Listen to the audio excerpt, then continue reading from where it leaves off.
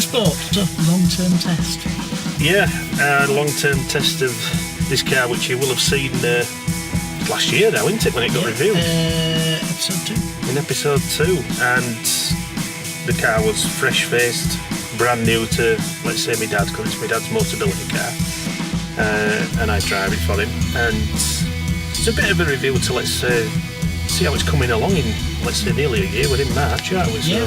So bear in mind, this is the Series 1, the original. It is. This is the first EcoSport, which now is looking dated, as we know the new one, the facelift model, is out. It's out now to buy, and is based on the new Fiesta. Hence with all the new interior of the Fiesta and such like. But the outside of the second Mark one, it is just a bit of a facelift with the bumpers and such. So really, how's this car standing up now? There's the new kid on the block sort of thing. Well, and also, how's it been over a year? Well, yeah, coming up to a year. Nearly coming up to a year, and the mileage on this car's now, I will say, 6,800 and some. Pretty sort of average mileage. It's not a car that's, say, going to and from workplace, obviously, but it's having a good run every day, obviously. It's performed okay. I'd say as to miles to gallon, I'm a bit disappointed. Okay.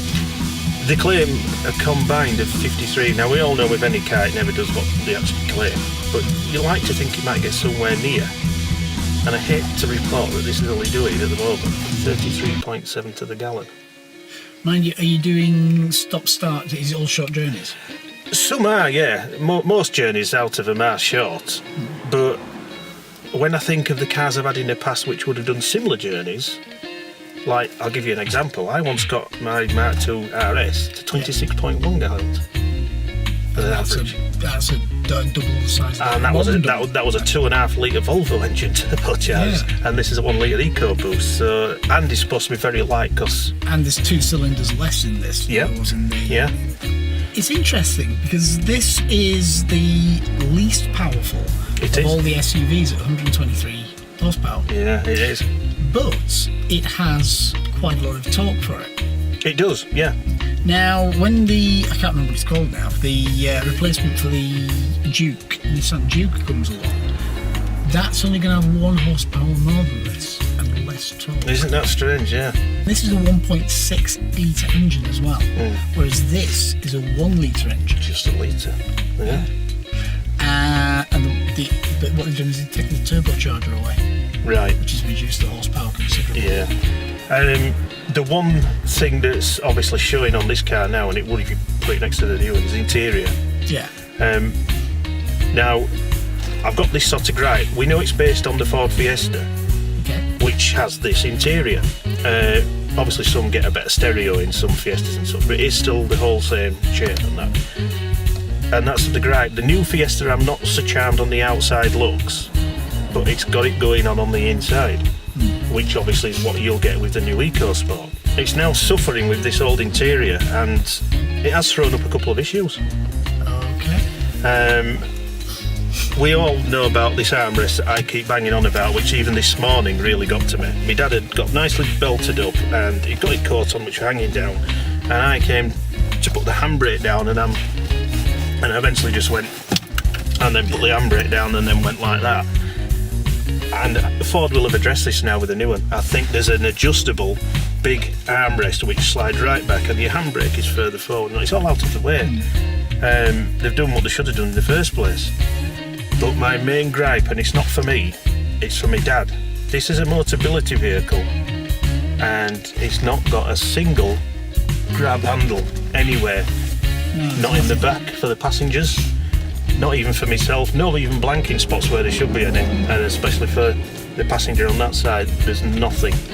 So and somebody's struggling to get in, wanting everything to actually as sometimes my dad can do, if he's not having a brilliant day and he's struggling to get in, and as in this bad weather he's had to be very careful getting in and out of the car, I've actually had to get an extra handle for him to clip in place with the car, which is very handy, basically to help him, purely because there was no handle above which he could have grabbed to get himself positioned. Which is strange, because that's a sort of a standard thing that's been in cars. Even if it doesn't have a handle, there's usually a hook. Yes, there's usually something, yeah. And it's not my favourite Ford. It is a motorability car, it's what my dad got, and it is serving its purpose to a point. It does feel like a Fiesta that it's built on. It does even drive like a Fiesta. You get the feeling you can chuck it around your corners and it is nimble like that. I mean, I have driven the other Fiesta which this is based on. I think it was a 59 plate one, that was a titanium, which was a mobility car. And it feels like I'm just in the same vehicle. Boot space is not major neither, but one other thing I must point out, and because of these cold days we've had, and I've found this out, and I hope Ford have addressed this, I'm used to Fords with heated windscreens. And now with this EcoSport you've got heated mirrors, Yeah. but you haven't got a heated windscreen, and you've just got one large vent right in the centre, and it's got a maximum button which when you press it puts the blowers on full. Yeah. And it puts your rear heated windscreen on, which I knock off sometimes because if you don't need it, it's a waste. Yeah. So I have that blasted, and sometimes when your windscreen's completely frozen, it takes ages to clear. Plus things in this, like I said, with the bad weather we've had, bad obviously the windscreen, it has been good in the snow. You have got that bit of clearance, and I found it okay. Yeah. Driving in bad weather, it's been good. I thought with these sort of fat sort of tyres it might struggle, but it didn't. So there was that, which is okay. You get used to the rear door opposite way it opens. Actually, I found now that's better, because if you're on your right hand side for getting in your car and you're quickly going to put something in the car, you only have to open it ajar and you can just put it straight in and shut it. Whereas it'd be opening the other way at you. Yeah. And you have to go round. Yeah. So now, once you get used to that idea, I think it serves its purpose Serves its better. purpose quite well. Yeah. Other little niggle that I notice, and it could be nitpicking as someone that's had cars in the past that have been so good, Ford included, and any other makes as well, and I've had some good features in lots of cars. And with the display we've got your blue stalks and things like that, and you've even got your blue lighting for your switches. And then they've got two lights, which I never thought a car like this would have them. They've got these little like beam LEDs built in. That comes from basically like your Mark II STs that they used to have, and they always used to be red, which were fine because most of the interior lighting and all was red. Yeah. So I expected these to be blue, and they're red. And I thought, why have you made them red? Why didn't you just match them up to everything else? So does the drivetrain feel like it's going to last a long time? No, I'll say it feels good. Yeah.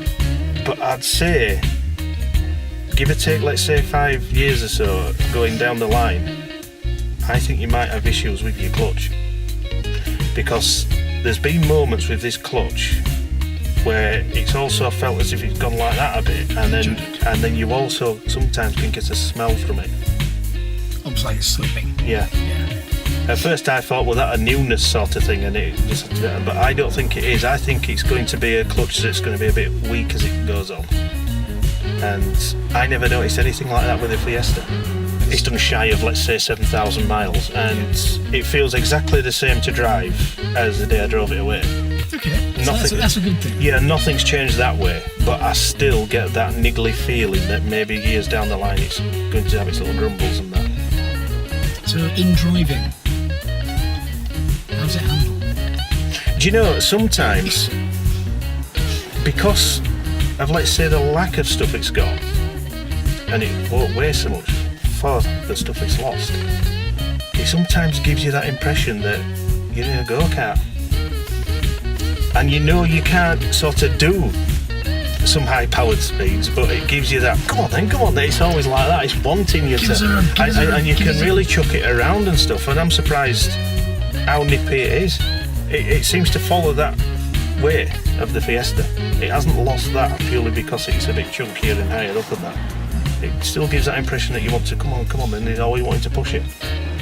For all that Fiesta, which I still think's the nicest looking Fiesta, it has suffered because of the old interior and things, but that would happen with any vehicle that's getting changed. It would, yeah. You can't really knock it, but to be fair, some of the features on it look like they'd be very hard wearing, that would take a lot of knocks, and let's say 5-6 years down the line they'd look just as fresh and new as what the day they were put on. So overall a good car? Well, let's say if I were giving it out of 100, I'd have to give it, say, up to press for how it's been performing and all that, especially with bad weather and such. You take away the fact of windscreen and stuff. I'd say I'd have to give it about an 80. Okay. I think what's let it down is its lack of things, but not because they couldn't do it. I think it's been sheer, they don't need it. Yeah. Like, I think it still should have come with 4-wheel drive. And I also think it should have come with handrails all around, because they're not that expensive. And the heated windscreen. Other things I can live with. I mean, with this armrest, it might be a bit of an annoyance, but it's not as if it's in a fixed position. If you don't like it like that, you can put it away. And that's it. But I'm one of these that when I'm driving, I tend to like to have, so I do like to keep it there, even so it gets in the way, because I always do this. So yes, it was always going to be one that threw up niggles, but also surprised you in other little ways that you used to think, oh yeah, that's not so bad, that. So yeah, overall, it's a car for now. We've had nearly a year and we can live with it. But I say live with because we wouldn't keep it. Okay. There's too many things out there that are as good or better. I'm personally used to seats that are a bit more supportive on the sides as well. A bit more like bucket seats, but these are better for my dad because he's not getting in his way, he can slide straight into them. But They're comfortable. they are fairly comfortable, and anyone that's sat back before said that there's plenty of leg room and they're just as comfortable at back. The thing about the back seats, they're fully back now, but you can actually bring them a fraction forward, like adjusting your seat. Oh yeah. Like adjusting your seat here, so you want to be a bit more upright, you can do that with them. Yeah. You can sort of pull them up a little bit so the person can sit more upright. So yeah, I wouldn't really write it off, but I would say if you're gonna get a Ford EcoSport now, don't get this model, because it'd be silly. Get the facelift model, because I think they'll be more or less just as good to drive, but you'd be getting so much more with a facelift, which regrettably they left off with this.